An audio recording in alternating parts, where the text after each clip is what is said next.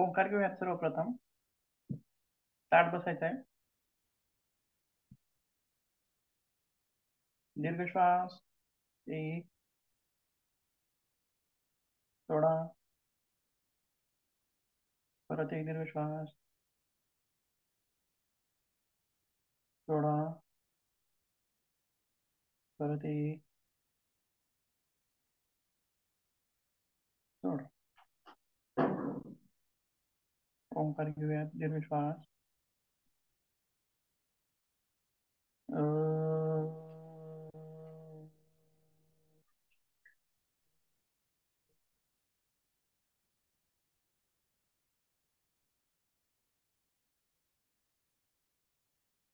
दीर्घ श्वास.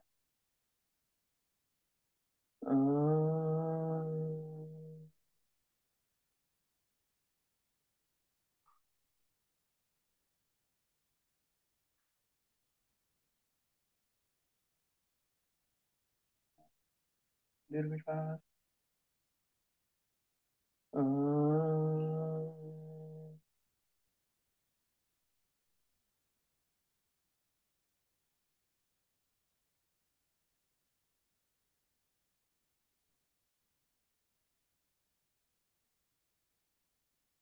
दुनियेचा संघर्षण. या अलगदा शर्यतीनं डोळे उघडून घ्या.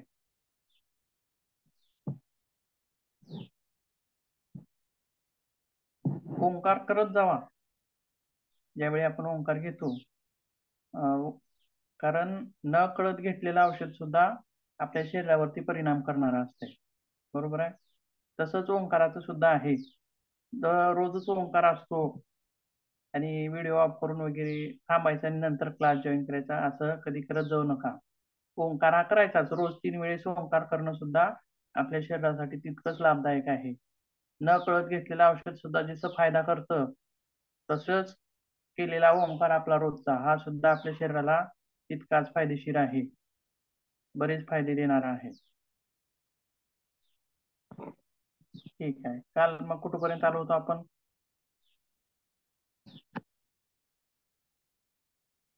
इंडस्ट्री सर आणि तिथे होणारे विकार आणि त्याच्यावर योगोपचार. प्रश्नाचं स्वरूप बघितलं होतं काल. बरोबर आहे. हो. आणि आपला मुद्दा कोणता चालू होता तर? इंडस्ट्री, उद्योग. इंडस्ट्री.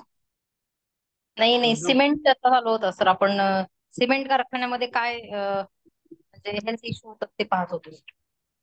हो. प्रश्नाचं स्वरूप कसं असेल ते बघत होतो. किंवा मग मुद्दा काय चालू होता, पॉइंट काय चालू होता, त्याच्यातून निघाला तो विषय.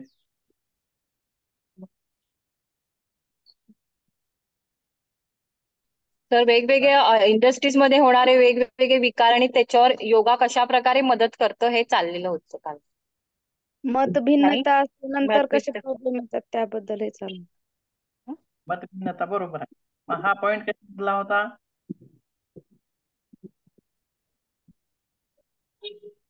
ताणतणाव. ताणतणाव. ताणतणाव. औद्योगिक क्षेत्रातील ताणतणाव. ताणतणाव. हा. हा मुख्य पॉइंट आहे. आणि त्याच्यातील मतभिन्नता हा त्याच्यातला सब पॉइंट आहे. आलं का लक्षात? हो. औद्योगिक क्षेत्रातील किंवा तुम्हाला त्याच्या संदर्भात बी कसा प्रश्न असेल, औद्योगिक क्षेत्रातील ताणतणाव सविस्तर लिहा. किंवा कामासंदर्भातील, औद्योगिक क्षेत्रामध्ये कामासंदर्भात किंवा कामाच्या ठिकाणी उद्भवणारे ताणतणाव लिहा. अशा स्वरूपामध्ये प्रश्न असतील. किंवा त्यातील आपण प्रश्न कसा बघितला कालचा कोणता? आता सांगा प्रश्न कसा बघितला आपण तो स्वरूप.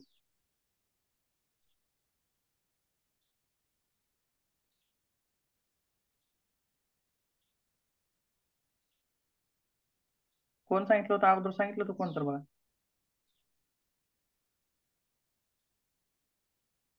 शेवटचे प्रश्न आपण बघितलेले.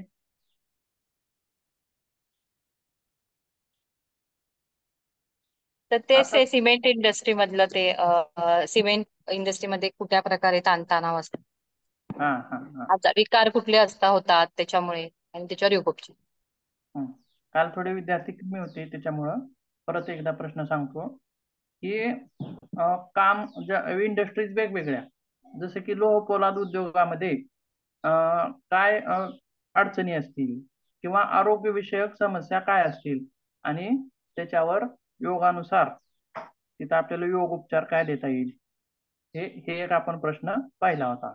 आणि दुसरा कोणता पाहिला होता की सिमेंट कारखान्यामध्ये आरोग्य समस्या काय असतील कर्मचाऱ्यांना, आणि तिथं योगोपचार किंवा योग तिथं कसं अप्लाय करता येईल हे पण पाहिलं होतं. बरोबर आहे.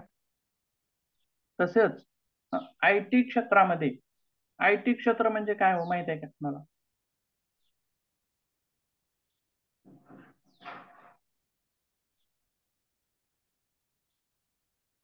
आय टी क्षेत्र म्हणजे काय, किंवा आय टी क्षेत्रामधील कर्मचारी? आयटी आयटी का? हो, आय टी. इन्फॉर्मेशन टेक्नॉलॉजी, म्हणजे जिथं मोस्टली कम्प्युटरवर वर्क केलं जातं ते क्षेत्र. मग आय टी क्षेत्रातील कर्मचारी जे आहेत त्यांच्याशी त्यांच्या आरोग्य समस्या काय असतील किंवा त्यांच्या समस्या काय असतील, आणि त्याच्यावरती योगोपचार काय सांगता येईल? त्यांचं बघा, जास्त तर डोळ्यावर ताणतणाव असेल आणि मानपाठ दुखी, कंबर दुखी हा पण प्रॉब्लेम होऊ शकतो. त्यांचं कार्य कसं असतं? काल होता का शेवटी एकाच तुम्ही? ठिकाणी एकाच ठिकाणी बसून काम असतं त्यांचं. हो हो, बरोबर आहे. थोरात, तुम्ही होता का काल शेवटी शेवटी प्रश्न हो आपण पाहिले बघ? हो सर, होता? होते. ठीक आहे, ठीक आहे. बघा, आय टी क्षेत्रातील संदर्भात, इन्फॉर्मेशन टेक्नॉलॉजी संदर्भात, म्हणजे हे जे काम असतं हे कॉम्प्युटर पुढे बसून असतं. आलं लक्षात? आणि हे काम करताना विशेष समस्या काय जाणवतील त्या लोकांना? वर्क स्ट्रेस तर आहेच, बरेच ठिकाणी वर्क स्ट्रेस आपल्याला तिथं लागू करता येतो, पण आणि दिवसभर काय असतं, बैठे काम असतं. आलं लक्षात? बैठे काम आहे, त्यामुळं दिवस रात्र बसून केल्यामुळं काम, त्याच्यामुळं काय परिणाम होतील शरीरावरती? वेट गेन होणं हा पण एक मोठा प्रॉब्लेम असू शकतो त्यांच्यामध्ये. एकदम छान. वजन वाढेल त्या व्यक्तीचं. आणखीन काय सांगता येईल? 4-5 सांगा, म्हणजे प्रश्नाचं उत्तरच झालं आपलं इथं.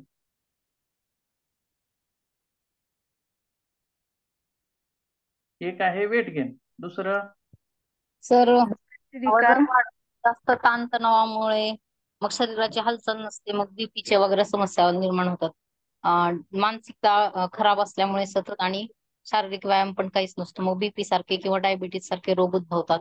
त्याचप्रमाणे खूप जास्त वेळ बसून बसून माकड हाडाचं दुखणं वगैरे असं चालू होतं, किंवा पाठीचं दुखणं, हा, गुडघे ही एक, वगैरे.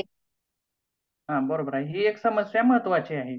कमरेचं दुखणं, जास्त वेळ बसून बसून कमरेचा त्रास व्हायला चालू होतो. किंवा आपण अवजड उद्योगामध्ये, लोह पोलाद उद्योगामध्ये काय म्हणलं की बाबा सारखं सारखं वजन उचलावं लागतं किंवा सारखं सारखं वाकून काम करावं लागतं, त्याच्यामुळं कशावर भार येतो? मणक्यावरती भार येतो, आणि मणक्यांचा त्रास किंवा मणक्यांचे विकार होऊ शकतात असं म्हणलो. बरोबर आहे. त्याचसोबत हे मणक्याचे जे विकार आहेत ते दिवस दिवस एकाच ठिकाणी बसून केल्यामुळं पण उद्भवतात.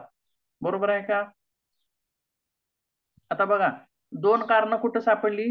औद्योगिक क्षेत्रामध्ये 2 कारणं सापडली. कॉज, मणक्याच्या विकृतीचे कॉज 2 कुठं सापडले औद्योगिक क्षेत्रात? काय? वजन उचलणे आणि वाकून काम करणे. आणि तिसरं जे कॉज आहे म्हणजे बैठे काम असणारी लोक, जे रात्रंदिवस किंवा दिवसभर 8-8 तास, 12-12 तास, 4-4 तास सलग कामावर असतात. मग अशा लोकांच्या समस्या, तिसरं जे कॉज आहे बैठे कामाचं, ते कुठे इंडस्ट्री, कोणत्या इंडस्ट्रीमध्ये सापडलं आपल्याला? आय टी क्षेत्रामध्ये आयटी. सापडेल. आलं लक्षात? मग आय टी क्षेत्रातील संदर्भात त्यांना काय काय सांगता येईल आणखीन? एक आहे वेट गेन, दुसरा आहे मणक्याच्या विकृती असतील किंवा कमरेचं दुखणं असेल. मग आता कोण सांगितलं? अर्चनाताई सांगितल्याप्रमाणे बघा, व्यायामाचा अभाव किंवा फिजिकल ऍक्टिव्हिटी नसणं म्हणजे काय हो?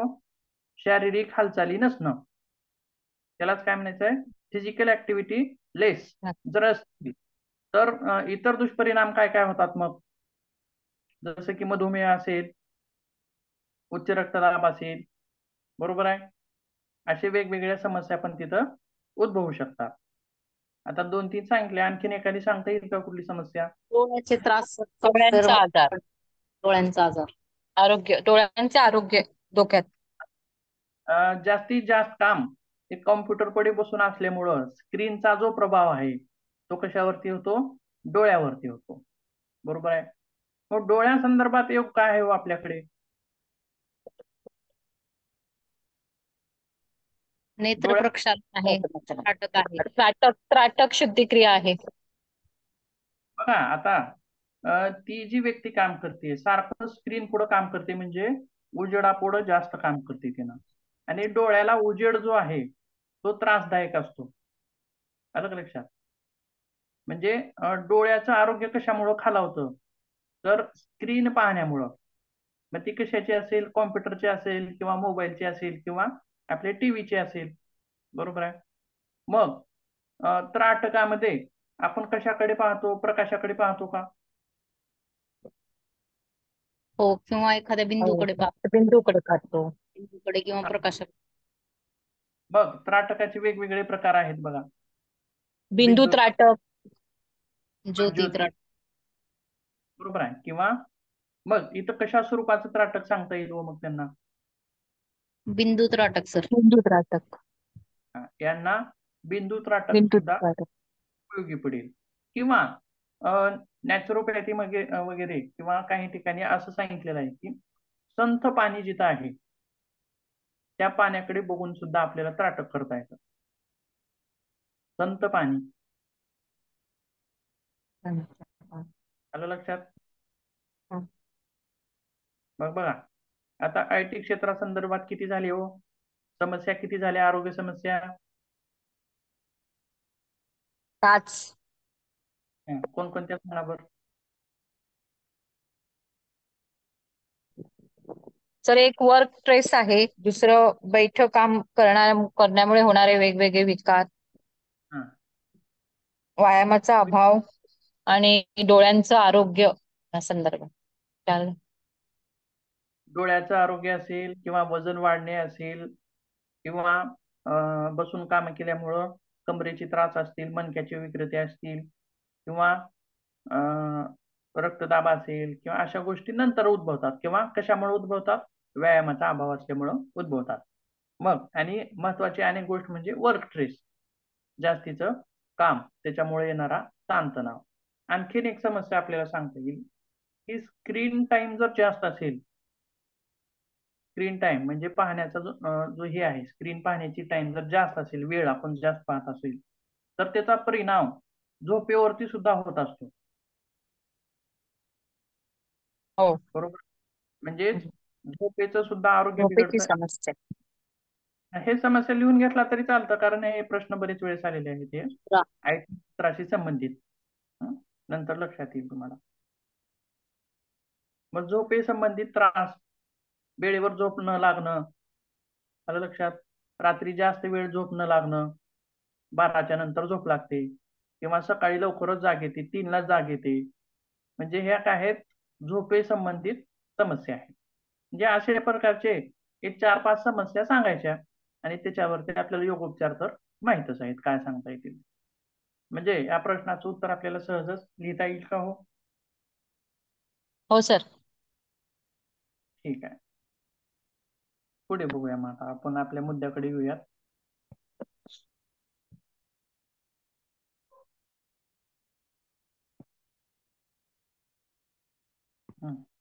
काल आपण काय पाहत होतो बघा, उद्योगामध्ये कामासंदर्भातील ताणतणाव याच्यामधलं मतभिन्नता हा एक पॉइंट आपला झालेला आहे. त्याच्यातील दुसरा जो पॉइंट आहे तो कामाचे ठिकाण, कामासंदर्भात ठिकाण, आणि त्याच्यामधील काय बघितलं, धूळ असणारी ठिकाणामध्ये काय समस्या असेल, थोडक्यात धूळ असणारी ठिकाणं म्हणजे जसं की कोणता उद्योग, सिमेंट उद्योग. आणखीन काय सांगता येईल, धूळ धूळ म्हणजे जिथं धुळीचा संपर्क जास्त येईल,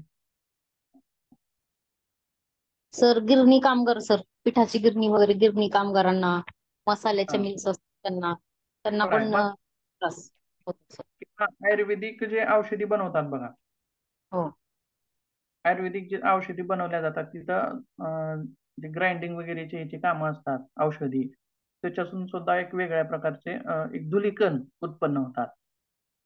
किंवा आता तुम्हाला जो आटा येतोय आशीर्वाद आटा, त्याच्या तशा स्वरूपाच्या वेगवेगळ्या इंडस्ट्रीज आहेत मोठ्या, जिथं मोठ्या प्रमाणावरती पिठाचं उत्पन्न केलं जातं.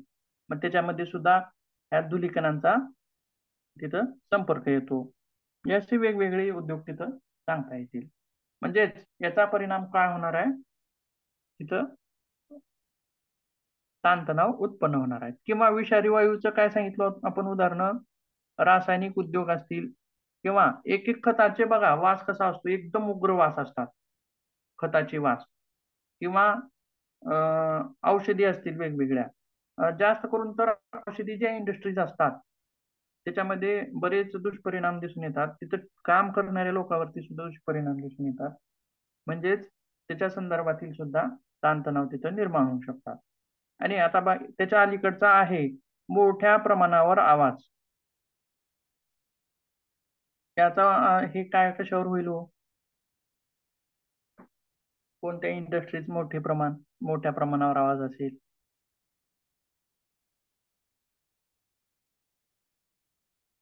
आपण टाइप्स ऑफ इंडस्ट्रीज मध्ये मशिनरी. आता साखर कारखाना असेल, मध्ये बघितलं का कधी चालू साखर कारखाना विजिट दिली का तुम्ही? हो सर. चालू हो सर, असताना डाळीचे कारखाने, डाळीचे छोटे छोटे जरी प्लांट असतात ना, आता आपल्या MIDC मध्ये आहेत लातूरच्या, तर ते पण खूप आवाज होतात सर तिथं पण. म्हणजे हे हो, जवळजवळ सगळ्याच इंडस्ट्रीमध्ये तो आवाजाचा, मशीनच्या आवाजांचा प्रॉब्लेम होतोच. बरोबर आहे. मोठमोठ्या इंडस्ट्रीज ज्या आहेत तिथं काय असतं, उत्पादन मोठं असतं. आणि उत्पादन मोठं असल्यामुळं मशिनरी सुद्धा मोठ्या असतात, एकदम मोठ्या स्वरूपाच्या. आणि मोठ्या स्वरूपाच्या मशिनरी, आता साधा आपल्या घरी पाणी भरायची मोटर लावली तरी आवाज येतो. मग मोठमोठ्या मशिनरी ज्यावेळेस काम करतात त्यावेळेस मग त्याचे तर आवाज खूपच कर्कश, ऐकू न वाटणारे किंवा डोक्यावरती परिणाम करणारे असू शकतात. म्हणजे याचा परिणाम कशावरती होईल मोठ्या आवाजांचा? जास्त वेळ जर आपण काम मोठ्या आवाजाच्या ठिकाणी केलं तर काय होतं, डोकं दुखायला लागतं, किरकिर हम्म. किरकिर किरकिर किरकिर वाटायला लागते. बघा समजा एखादं स्पीकर जरी चालू केलं आपल्या दिवसभर आपल्या घराच्या बाजूला समजा कोणीतरी मोठ्या आवाजामध्ये, तरी कसं होतं? किरकिर किरकिर वाटते, डोकं सकाळी दुखतं. सकाळी सकाळी एक तासभर चांगलं वाटतं, छान गाणी लावले बाबा वाटतं, मस्त गाणी ऐकायला चांगलं वाटतं, त्याच्यासोबत आपण म्हणतो मनातल्या मनात. पण 1 तास झाला, 2 तास झाला, 3 तास झाला किंवा तसं जर चालू राहिली ते गाणी, तर पुन्हा मात्र त्याची काय होते, चिडचिड होते, डोकं दुखायला लागतं, तो आवाज ऐकायला नको वाटतो, आपण दार बंद करून टाकतो, लयच आवाज मोठा गेला. म्हणजे मग हे जे आवाज आहेत तर हे तर कारखान्यामध्ये तर खूपच मोठ्या प्रमाणात असतात. म्हणजेच त्याचा परिणाम, म्हणजेच कामाच्या ठिकाणी जे मोठे आवाज असतात त्याचा परिणाम, त्याचा साहजिकच मनावर ताण येईल का हो कर्मचाऱ्यांच्या तिथं? हो साहजिकच येणार आहे. तसेच त्याच्या अलीकडे काय लिहिलेलं आहे, सुविधा. त्याच्यामध्ये काय सांगता येईल हो कर्मचाऱ्यांच्या सुविधा?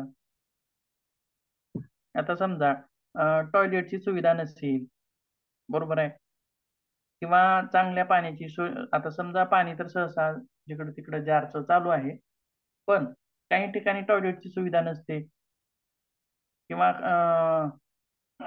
अशामुळं सुद्धा तिथं अडचणी निर्माण होऊ शकतात, तणाव येऊ शकतो वेगवेगळ्या सोयी नसल्यामुळं. तसेच स्वच्छ प्रकाश. आता काही ठिकाणी असं असतं की चहूबाजूनी मोठमोठे मोठमोठे भिंती आणि मध्ये काम करायचं असल्यामुळं कर्मचाऱ्याला गुदमरल्यासारखं होतं, बरोबर आहे.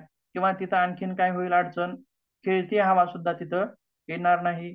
म्हणजेच खेळती हवा नसेल किंवा स्वच्छ प्रकाश नसेल तर तिथं गुदमरल्यासारखं होतं.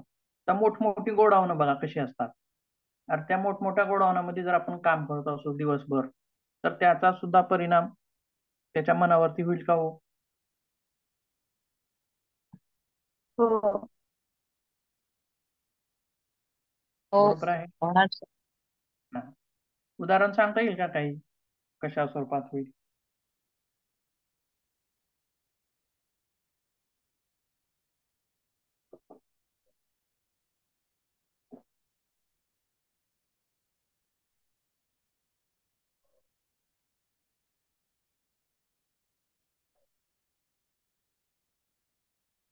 ठीक आहे, पुढे जाऊयात मग. तर हे झाले कामा ठिकाणी संदर्भात. पुढे काय म्हणले? इत्यादीची व्यवस्था नीट नसेल तर संबंधित ठिकाणी काम करणाऱ्या कर्मचाऱ्यावरती ताण येतो. तसेच पुढे काय म्हणलेलं आहे बघा, सुविधांचा अभाव, आताच बघितले ते, सुविधांचा अभाव व खराब वातावरणामुळे कामगारांची शारीरिक व मानसिक संतुलन बिघडते व ताण येतो. हा झाला आपला दुसरा पॉइंट. तर पुढे बघूयात.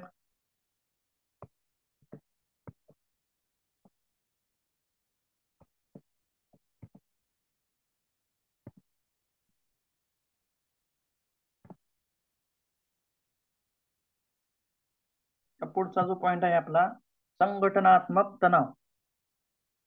संघटनात्मक म्हणजे काय हो?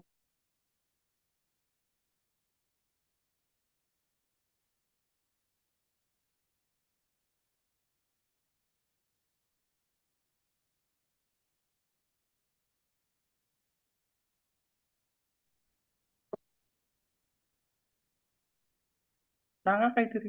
तर तर एकापेक्षा जास्त व्यक्ती जेव्हा एकत्र येतात म्हणजेच संघटना.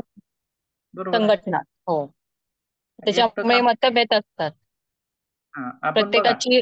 हा. ज्यावेळी आपण पाहिलं टाइप्स ऑफ इंडस्ट्रीज मध्ये बघितलं बघा, लघु उद्योग आहेत ते, त्यांचं संचालन कोण करत होतं? एकटा व्यक्ती करत होता, बरोबर आहे का? त्याचं हो. व्यवस्थापन एकटा व्यक्ती करत होता. मग मध्यम उद्योगामध्ये दोघं तिघं असतील, तर मोठ्या उद्योगामध्ये, कारखान्यामध्ये काय म्हणलं होतं आपण, त्याचं व्यवस्थापन कोण करत होतं?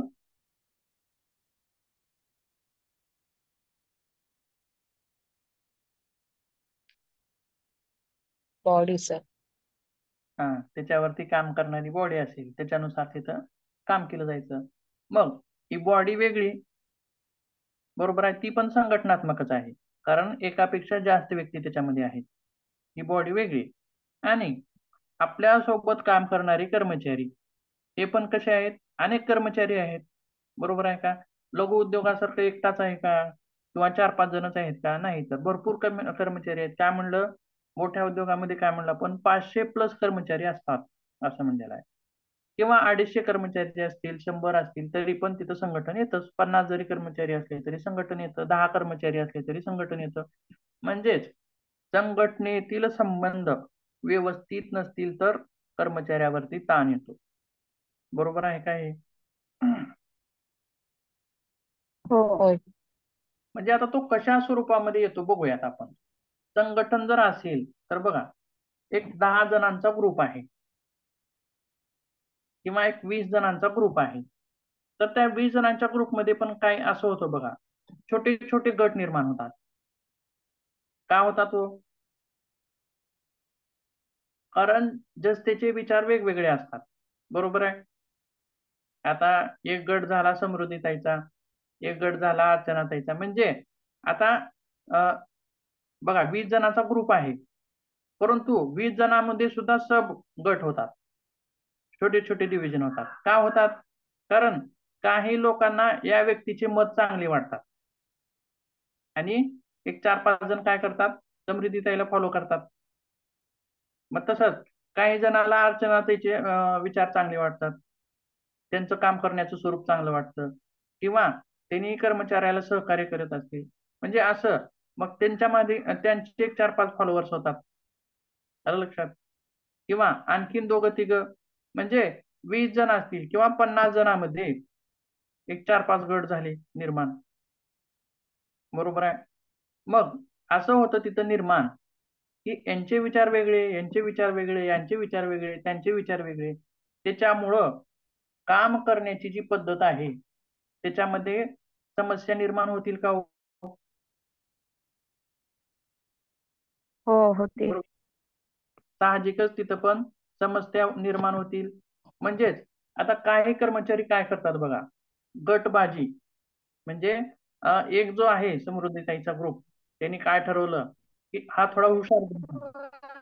काय ठरवलं की इतर गट आहेत त्यांना आता यांना कसं आहे, काम सगळं चांगलं येतं, व्यवस्थित काम करता येते, बरोबर आहे, एकदम perfect आहेत कामामध्ये. दुसरे थोडेसे कमी आहेत जरा, तेवढं व्यवस्थित काम करत नाहीत. मग ह्याने काय करतात, त्यांना सांगायचं नाही आपण, आपापणच काम व्यवस्थित करून पुढे जायचं, बरोबर आहे. म्हणजे ही झाली गटबाजी, बरोबर आहे. म्हणजेच गटबाजी हा जो प्रकार आहे तो कर्मचाऱ्यामध्ये खूपच प्रमाणामध्ये दिसून येतो. 10 जणांचा जरी ग्रुप असेल कर्मचाऱ्यांचा तरी तिथं सुद्धा गटबाजी दिसून येते. आलं लक्षात. म्हणजेच संघटनात्मक तणावामध्ये गटबाजी हा एक सांगू शकतो. आणखीन काय सांगता येईल?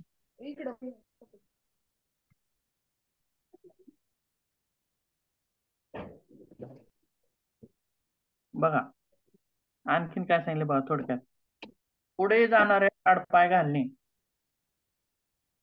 असं होत असतं का हो कर्मचाऱ्यांमध्ये? हा सर, प्रमोशन दुसऱ्याला मिळालं तर असं. बघा आता पुढे जाणे म्हणजे जिंकणे थोडक्यात. जर आपल्याला जर जिंकायचे असेल तर दोन पद्धती आहेत. एक तर आपण काम करून प्रगत होऊन पुढे जाणे, किंवा जर दुसरे काम करून चांगलं काम करून पुढे जात असतील तर त्यांना अडवणे, बरोबर आहे. पद्धती किती झाल्या पुढे जाण्याच्या? दोन पद्धती झाल्या. एक, आपण स्वतः काम करून पुढे जाणे किंवा आपला स्वतः काम करून पुढे नेणे, किंवा इतर जर पुढे जात असतील तर त्यांना आडपाय घालणे. म्हणजे दोन पद्धती झाल्या जिंकण्याच्या. आलं लक्षात. मग काही लोक असे करतात बघा, 10 जणांचा 10 कर्मचाऱ्यांचा ग्रुप आहे आणि त्याच्यातील एक व्यक्ती जो आहे तो खूपच पुढे पुढे जातोय. आलं लक्षात. मग हे 9 जण काय करतील,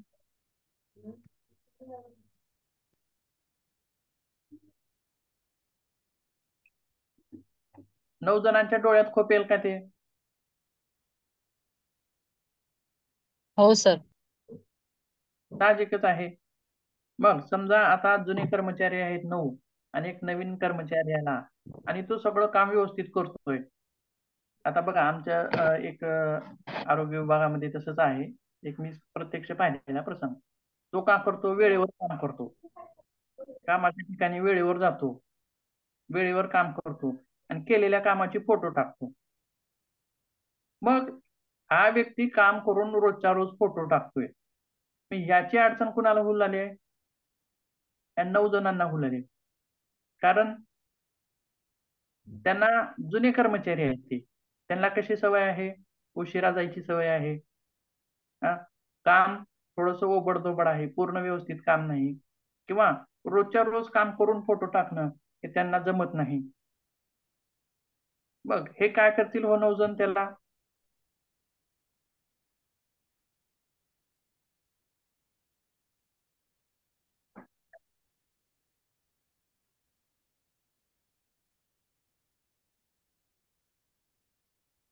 न- 9 जण काय करतील?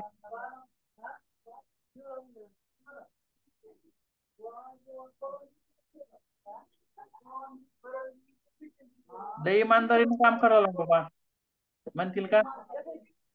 लय त्याला काम मागे करा. खेचण्याचा प्रयत्न करतील. हा, लय टायमावर येऊ राव फोटो, रोजच फोटो टाकायची काय गरज नाही. म्हणतील का म्हणतील, यांना फोटो टाकणं होत नाही ना, यांना काम करून त्याला सहित अडवायचं. आलं लक्षात? जो फोटो टाकतोय त्याला पद्धती किती झाल्या, कोण टाकू शकत नाही म्हणून त्याला अडवायचं. हा जो प्रकार आहे आडवाआडवी करण्याचा प्रकार, तो प्रकार ठिकाणी बरेच ठिकाणी आपल्याला तिथं दिसून येतो. तो वेळेवर येतोय, त्यांना वेळेवर जाणं होत नाही, मग बनायचं त्याला काय म्हणायचं? लेट ठरवलेला काय नवीन नवीन म्हणून होतंय मग पुन्हा आपला पण सवय पडते. म्हणजे पुढे जाणाऱ्यास आडपाय घालणे हे इतर कर्मचाऱ्यांच्या डोळ्यात खुपतं. म्हणजेच हा जो प्रकार आहे आडवाआडवी करण्याचा, त्याच्यामुळे कर्मचाऱ्यावरती ताण येईल का हो त्या नवीन कर्मचाऱ्यावरती? हो सर, येणार ताण त्याला. नवीन कर्मचाऱ्यावर साहजिकच ताण येणार आहे. म्हणजेच हे जे ताणाचे प्रकार आहेत हे कसे आहेत? संघटनात्मक, म्हणजे संघटनेमध्ये सुव्यवस्था नाही किंवा संघटनेमध्ये गटबाजी आहे. बरोबर आहे. संघटनेतील लोक काय करत आहेत? आपल्याच कर्मचाऱ्याला माग खेचून घेत आहेत. आलं लक्षात? पुढे बघूया.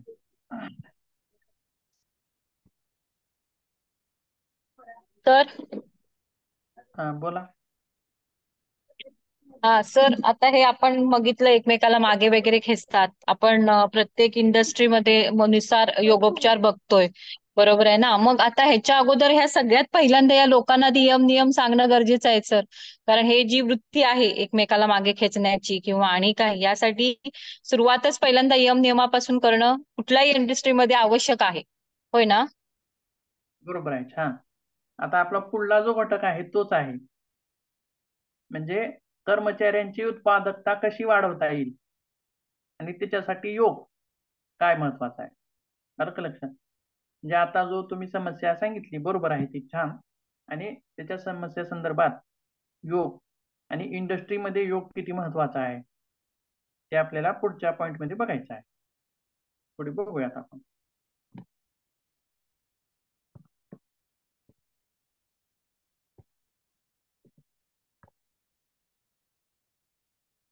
संघटनात्मक तणावामध्ये दोन गोष्टी बघितल्या, तीन गोष्टी बघितल्या. त्याच्यानंतर पुढे काय सांगितलेले बघा. अनेकदा कामगाराला विविध अधिकाऱ्यापुढे त्यांच्या कामाचा अहवाल द्यावा लागतो आणि अनेक नियम व कायदे पाळावे लागणे, ज्यामुळे कर्मचाऱ्यांचे कामात लक्ष लागत नाही आणि ताण निर्माण होतो.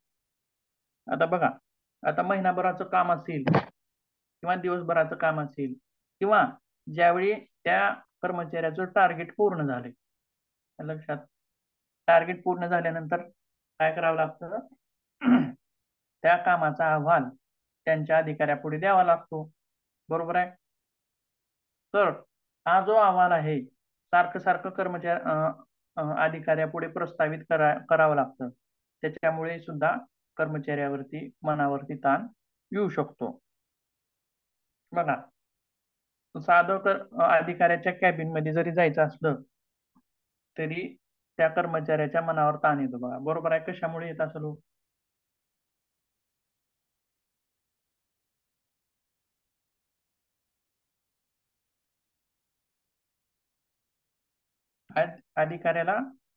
अधिकाऱ्याच्या बाबतीत भीती,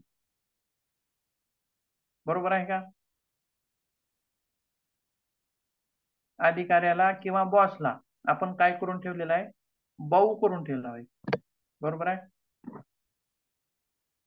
आता एखाद्या अधिकारी आहे, सरकारी कर्मचाऱ्याची एक ऑफिस आहे, बरोबर आहे, किंवा शिक्षक आहे, त्यांचा मुख्य कोण असतो? मुख्याध्यापक. किंवा इतर अधिकाऱ्याकडे जाताना साहजिकच मनामध्ये थोडीशी चिंता निर्माण होते की काय म्हणतील बाबा. पण ही चिंता जी आहे कोणत्या व्यक्तींना यायला पाहिजे हो? जर ती व्यक्ती व्यवस्थित काम करत नसेल. आता दोन व्यक्तींचे प्रकार बघू, कर्मचारी दोन बघू आपण.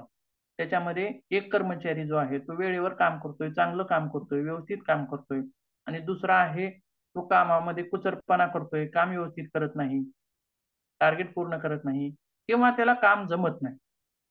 या दोन्हीपैकी कोणता कर्मचारी घाबरायला पाहिजे हो अधिकाऱ्याला किंवा बॉसला?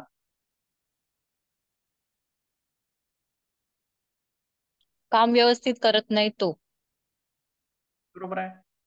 तो काम करताना कुचरपणा केलाय किंवा काम व्यवस्थित त्याने केलेलं नाही, मग ह्या व्यक्तीनं अधिकाऱ्याला घाबरलं तरी हरकत नाही.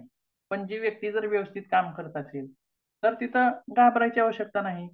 मग मुख्य काय आहे गोष्ट तिथं? कोणती गोष्ट डिपेंड आहे महत्वाची?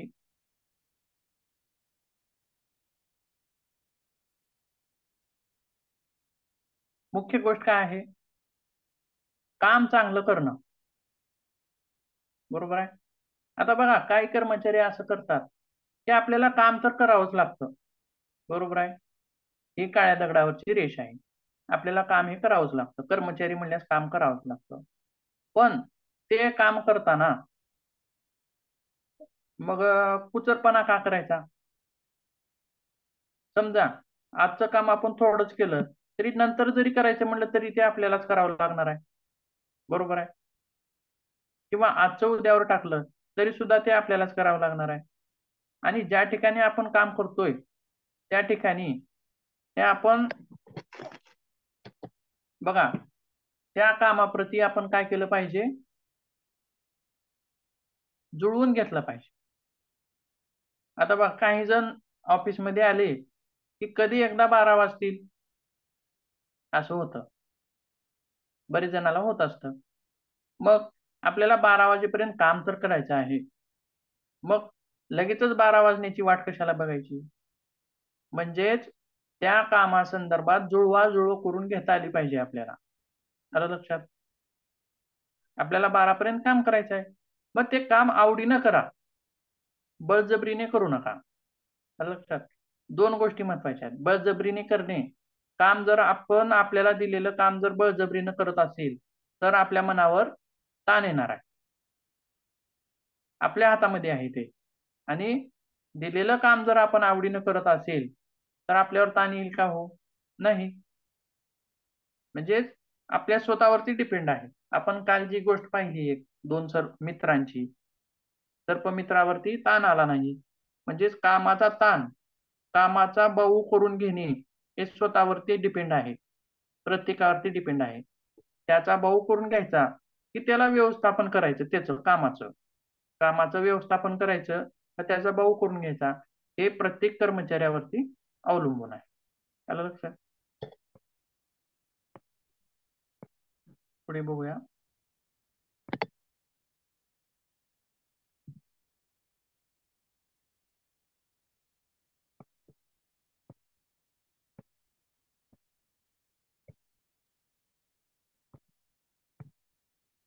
आणि हे जे पॉइंट्स आहेत रनिंग नोट्स घ्यायच्या कधी कधी, म्हणजे अभ्यास करताना आपल्याला महत्वाचं सोपं होतं.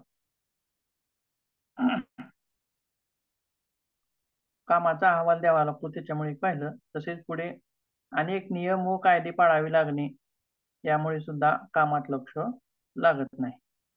म्हणजे जसं की टार्गेट असणारे नियम असतील, या वेळेतच काम केलं पाहिजे पूर्ण, असे नियम किंवा वेगवेगळे कायदे याच्यामुळे सुद्धा कर्मचाऱ्याच्या मनावरती ताण निर्माण होतो. हे झाले संघटनात्मक तणाव.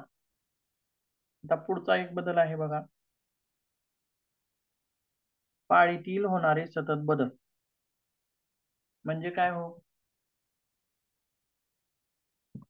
तर म्हणजे दिवस रात्र, म्हणजे असं काही काही जणांना दिवसाचं काम करावं लागतं, काही ना रात्र पाळी असते, काही ना दिवसाची असते, असं बरोबर आहे. शिफ्ट मध्ये काम करावं लागतं. शिफ्ट असतात वेगवेगळ्या, मोठ्या मोठ्या कंपन्या ज्या असतात आणि उत्पादन सुरूच असतं. रात्र झाली म्हणून कारखाना बंद होतो का? हो होत नाही. रात्री सुद्धा कारखाना चालूच असतो, कारण उत्पादन तसं मोठ्या स्वरूपामध्ये होत असतं. आणि आता समजा रोजच रात्रपाळी करणारे कर्मचारी तेच असतील का? जमेल का ते? ते पण जमणार नाही. पाळीतील बदल का होतो? कारण आता समजा रोजच दिवसा काम करणारे कर्मचारी तेच असतील आणि रोजच रात्री काम करणारी व्यक्ती तेच असतील का? असं शक्य आहे का? नाही. रोजच रात्री जागरण करणं शक्य आहे का? नाही. बरोबर आहे. मग दिवसाचे कर्मचारी निवांत आणि रात्रीचे कर्मचारी रोजच रात्री जागरण करून दिवसा झोपतील का ते? बरोबर आहे. म्हणजेच 3 दिवस यांनी काम केलं सकाळी तर 3 दिवस त्यांनी करावं, आणि 3 दिवस यांनी सकाळी करावं आणि त्यांनी 3 दिवस रात्री करावं. त्याच्यामुळं पाळीतील हे बदल असतात. मग पाळीतील बदलामुळं कर्मचाऱ्यावरती काय समस्या निर्माण होतील? हो झोपेची समस्या आधी पहिली निर्माण होईल. सर सगळ्यात महत्वाची जी समस्या आहे ती झोपेची आहे. बरोबर आहे. झोपेमध्ये लिंक तुटणार आहे कर्मचाऱ्यांची. कसं? आता बघा, हा व्यक्ती काय केलाय, रात्रभर काम केलाय, मग तो काय करेल, दिवसा झोपण्याचा प्रयत्न करेल. बरोबर आहे. पण दिवसाची झोप आणि रात्रीची झोप यात फरक आहे का हो? हो सर, रात्री शांतता असते, तर शांतता झोप असते. चांगली. ती झोप ही नैसर्गिक झोप आहे. हो. आपण रोजच रात्री झोपत असतो, दिवसा झोपतो का हो? नाही. आणि त्यानुसारच शरीरामध्ये चेंजेस होतात. आलं का लक्षात? आणि रात्रीची झोप नैसर्गिक आहे, दिवसाची झोप ही अनैसर्गिक होईल. मग रात्रभर काम करून आलेला व्यक्ती दिवसा काय करेल, झोपण्याचा प्रयत्न करेल. मग त्याला झोप लागेल का हो दिवसा? जसं रात्र, आपण समजा तुम्ही जर 10ला झोपत असाल, 10 ते 6 पर्यंत झोपत असाल, जसं 10 ते 6 तास ही सलग झोप झाली, बरोबर आहे, तशी झोप ही सकाळी दिवसा होईल का हो? नाही. नाही. दिवसा ती शक्यच नाही. बरोबर आहे. काय अडचणी येतात बघा, सकाळी उठायला जरी उशीर झाला तरी घरामध्ये सगळे उठलेले असतात. समजा एक सुट्टीचा दिवस आहे आज, आणि सुट्टीचा दिवस असल्यामुळं आज आपण 8 वाजेपर्यंत झोपू असं आपण ठरवून जरी झोपलं, तरी सकाळी 6-7लाच घरातील इतर व्यक्ती उठतात. वाजावाजी चालू होते, खाडखोड खाडखोड सगळं चालू होतं. स्त्रिया तर त्याच्या पूर्वी 6लाच उठतात लवकर. मग हे खाडखोड चालू असल्यामुळं सुट्टीच्या दिवशी पण आपण रोज जर 6ला उठत असलो तरी सुट्टीच्या दिवशी सुद्धा 6लाच उठतो. कारण सवय झाली आपल्याला सकाळी उठायची 6 वाजता. सवय झाली. पण झोपण्यामध्ये अडचण काय आली? 8 पर्यंत झोपायचं होतं ना आपल्याला. आवाज सर, आवाजाचा आवाज. डिस्टर्बन्स. आवाज. हो, बरोबर आहे. तरी वेगवेगळे आवाज आल्यामुळे आपण झोपू शकलो नाही. मग आता हे लोक जर आपल्या घरातील असतील तर त्यांना सांगू शकतो, हे वाजवू नका, मला जरा झोपू द्या, रात्री माझं जास्त हे झाले, जागरण झाले, किंवा रात्रपाळी होती, झोपू द्या मला. किंवा मग घरातील व्यक्ती ऐकतील. पण हेच जर लोक आपले शेजारी पाजारी ऐकतील का हो? बरोबर आहे. गावातील लोक ऐकतील का? किंवा गावातील स्पीकर चालू होतात, मग दिवस म्हणलं की वेगवेगळे आवाज आलेच तिथं. बरोबर आहे. रात्री सारखी शांतता नसते. म्हणून दिवसा झोपल्यानंतर परिणाम होतील. दिवसाची झोप ही व्यवस्थित होणार नाही.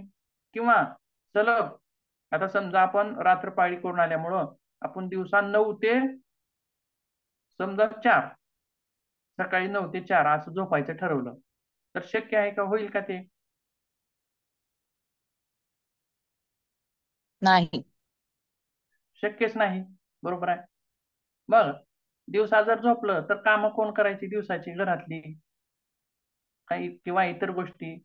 फक्त कर्मचाऱ्याचं कंपनीमधील काम हेच त्याच्यासाठी पुरेसं आहे का? स्वतःचा वैयक्तिक वेळ कसा करायचा? वैयक्तिक काय अडचणी आहेत? बरोबर आहे. मग झोप जर व्यवस्थित झाली नाही, मग आता रात्रीचा व्यक्ती दिवसा झोपलाय, त्याची झोप पूर्ण तिथं होणार नाही. मग काय झालं बघा, डबल झालं, झोपेचे त्रास डबल झाले. रात्री झोप न झाल्यामुळं आणि दुसऱ्या दिवशी सकाळी झोप न झाल्यामुळं काय झाल्या, झोपेचा त्रास डबल झाला. आलं लक्षात? मग परत रात्रपाळी. बरोबर आहे. मग परत झोपेचा त्रास, परत तो दिवस झोपण्याचा प्रयत्न करेल, परत झोपेचा त्रास. मग एका व्यक्तीच्या निरोगी आयुष्यासाठी झोप ही खूप महत्वाची आहे. काय काय गोष्टी महत्वाच्या आहेत बघा. योग्य झोप, व्यायाम. व्यायाम आणि योग्य आहार. आहार. व्यायामाचा अभाव ही 3 महत्वाचे डॉक्टर आहेत आपल्या जीवनातले. चांगली झोप, चांगला व्यायाम आणि चांगला आहार. आहार. तुम्ही व्यवस्थित झोपताय, रोजच चांगलं झोपताय, 8 तास झोप घेताय, 9 तास झोप घेताय, रोजच चांगला आहार घेताय, चांगलं खाताय, परंतु तुम्ही व्यायामच करत नाही, दिवसभर बसून असता, निरोगी राहील का हो शरीर? नाही. राहणारच नाही, शक्यच नाही.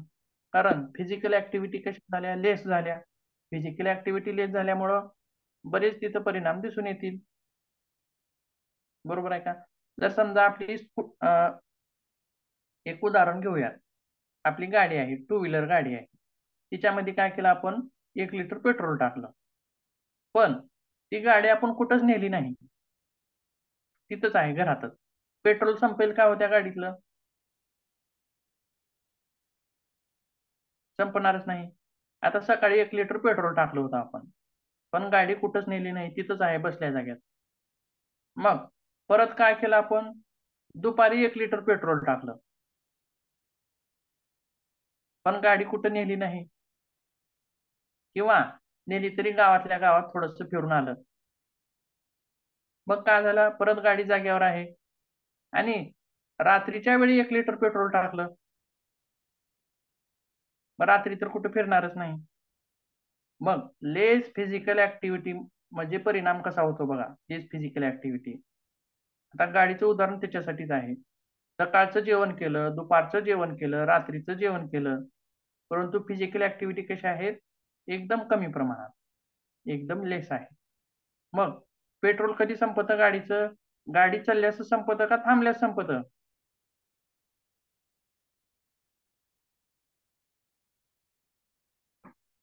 चालल्यास संपतं. म्हणजे गाडी चालल्यास गाडीमधलं पेट्रोल संपतं. आपल्याला वजन कमी करायचं आहे, बरोबर आहे, किंवा आपल्या शरीरातलं रक्तातील साखर कमी करायचं, ज्यांना शुगर आहे, बरोबर आहे, किंवा आणखीन गोष्टी असतील. मग हे पेट्रोल आपण आजच्या दिवसाचं झालं, टाकी का झाली, अर्धी झाली. दुसऱ्या दिवशी पण तसंच केलं आपण, सकाळी एकदा टाकलं, दुपारी एकदा टाकलं, रात्री एकदा टाकलं, गाडी फुल झाली. मग चौथ्या दिवशी पण सकाळी 1 लिटर टाकलेला आपण, मग काय होईल हो, ओव्हरलोड होईल का? साहजिकच आहे. मग 1 लिटर मध्ये गाडी आपल्याला कमीत कमी 50 किलोमीटर चालवावी लागेल, बरोबर आहे, पण आपण 50 किलोमीटर तर चालवतच नाही, 25 पण नाही, 10 किलोमीटर पण नाही, 5 किलोमीटर चालवायला लागलोय. मग ओव्हरलोड होईल, म्हणजेच काय होईल, वजन वाढायला लागेल. वजन वाढण्याचं कारण हे असतं बघा, फिजिकल ऍक्टिव्हिटी लेस असणं. हा विषय थोडासा वेगळा आहे, मोठा आहे, आणि वेगवेगळे विकार जडणं, फिजिकल ऍक्टिव्हिटी नसल्यामुळे वेगवेगळे विकार जडतात.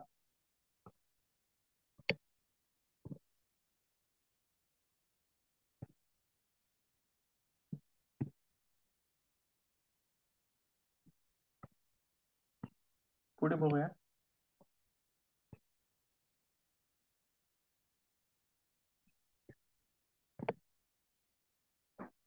म्हणजेच ही सर्व जी उदाहरणं झाली, पाळीतील बदलामुळं या वेगवेगळ्या झोपेच्या समस्या निर्माण झाल्या, आणि व्यवस्थित झोप न झाल्यामुळे या शारीरिक समस्या वेगवेगळ्या निर्माण झाल्या तिथं. तसेच पुढे काय म्हणले बघा, कामगारांची झोप व्यवस्थित होत नाही, आणि व्यवस्थित झोप न मिळाल्यामुळे शारीरिक व मानसिक असंतुलन निर्माण होऊन ताण निर्माण होतो. तसेच पुढे काय म्हणले, त्यामुळे चिडचिड, राग, एकाग्रता, लक्ष न लागणे, आळस येणे, अशा गोष्टी त्रास द्यायला लागतील. बरोबर आहे का हे? बरोबरच आहे. म्हणजेच ज्यावेळी झोप न झालेला व्यक्ती कामावर जाईल, त्यावेळी त्याच्या मनामध्ये चिडचिड असेल, झोप न झाल्यामुळे त्याला गुंगी येईल नंतर कामावर गेल्यावर, बरोबर आहे, झोप आल्यासारखं होईल, परंतु तो झोप घेऊ शकणार नाही. तसेच एकाग्रता म्हणजे कामात लक्ष लागेल का त्या व्यक्तीचं हो? नाही सर. काम चांगलं करू शकेल का ती व्यक्ती, झोप न चांगली झालेली? तर साहजिकच करणार नाही. मग झोप न झाल्यामुळेच आळस येतो, झोप चांगली न झाल्यामुळं आळस सुद्धा त्या व्यक्तीला येईल. आणि अशा सर्वत्र ही सगळं कशामुळे घडत आहे, पाळीतील सतत बदल झाल्यामुळं. तसेच पुढे बघूया. आता हे शारीरिक आणि मानसिक लक्षणं झाली. पुढे काय म्हणले, पाळीत जर सतत बदल होत असतील किंवा पाळीतील सतत बदलामुळे कामगारांना त्यांचे वैयक्तिक जीवन जगता येत नाही आणि कौटुंबिक जीवनातही विस्कळीतपणा यायला लागतो. वैयक्तिक जीवन म्हणजे काय हो?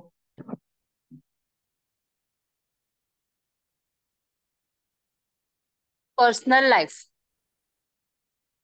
Personal life. सारखं सारखं जर पाळीत बदल होत असतील, रात्रंदिवस, 3 दिवस रात्री 3 दिवस दिवसा, 3 दिवस रात्री 3 दिवस दिवसा, तर पर्सनल लाईफ वरती परिणाम होईल का हो?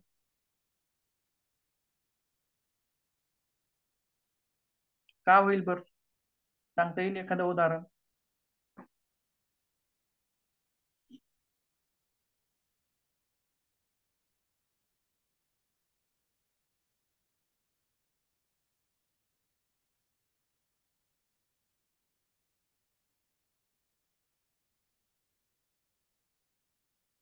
सर, कुटुंब म्हटलं की घरातले अनेक सदस्य एकत्र असतात, बरोबर आहे ना. एखादा कार्यक्रम असेल, एखादं महत्वाचं कुठलं इव्हेंट असेल आणि जर त्यावेळेला ती व्यक्ती हजर नसेल तर साहजिकच आहे घरातल्या बायकोला किंवा नवऱ्याला किंवा त्यांच्या मुलांना थोडंसं अपसेटनेस येणार आणि त्याच्यामुळे थोडंसं नात्यांमध्ये दुरावा निर्माण होतो.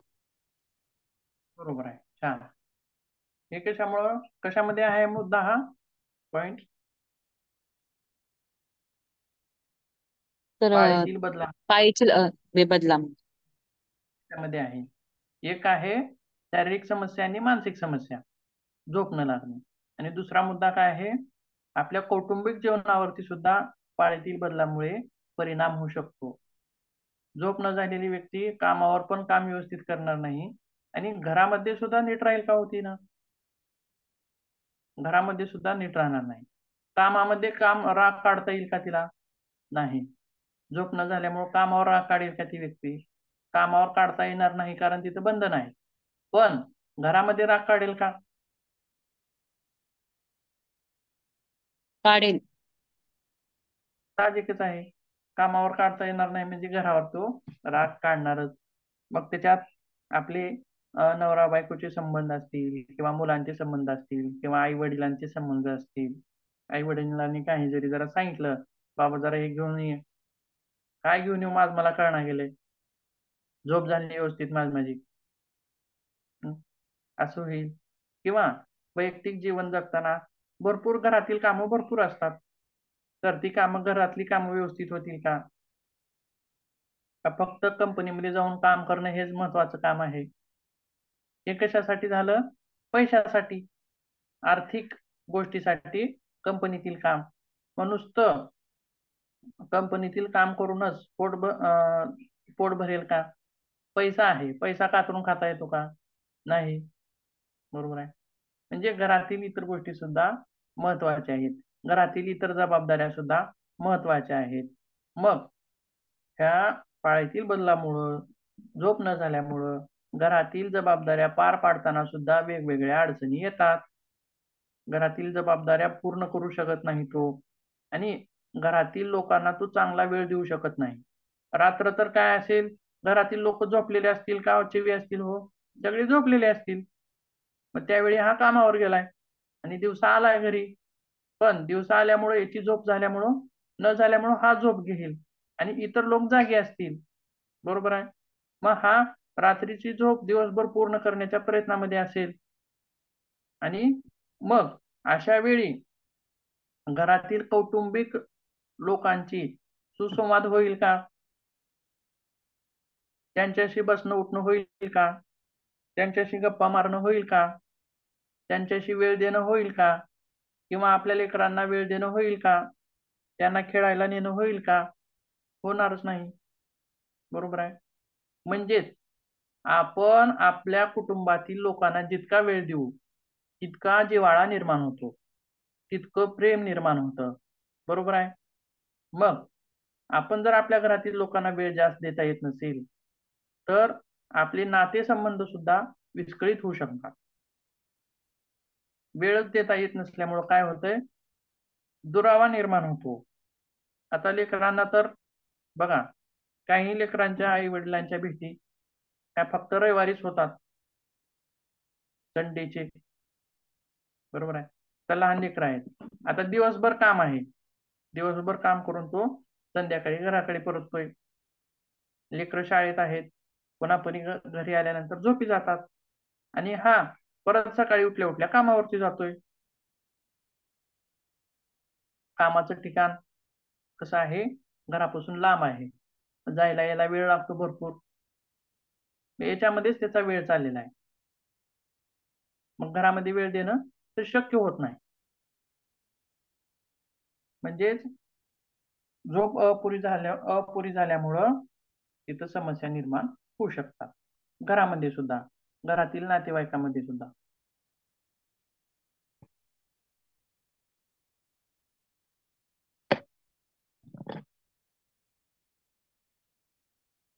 मग आपण थांबूयात, वेळ झालेली आहे. आजचे जे पॉइंट होते ते संघटनात्मक तणाव याच्यामुळे सुद्धा मनावरती ताण येऊ शकतो, आणि पाळीतील होणाऱ्या बदलामुळं काय काय समस्या निर्माण होतात, आणि ते पण आपण पाहिलेलं आहे. बाकीचा जो भाग आहे तो उद्याच्या तासामध्ये आपण पाहूया.